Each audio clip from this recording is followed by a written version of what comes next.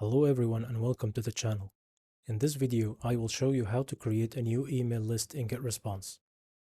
First, log into your Getresponse account dashboard.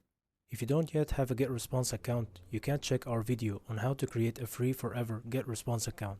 I will leave the link to this video in the description below with the registration link to Getresponse. Now, from your Getresponse account dashboard, click on Lists. On this page, you can see all the contact lists on your account. To add a new email list, simply click this button that says Create List. And now, you can type the new list name in this field.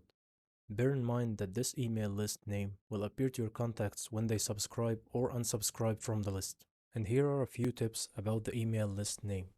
First, you can only use the name for one list, so that there can't be two email lists with the same name.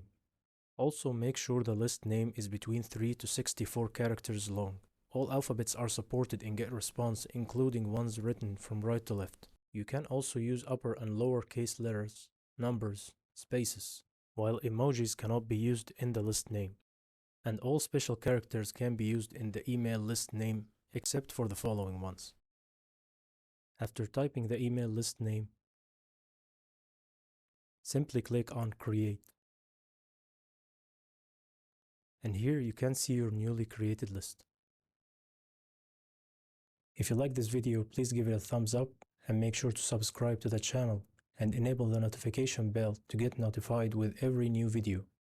And if you have any questions, please leave your question in a comment below the video, and I will try my best to answer all of your questions.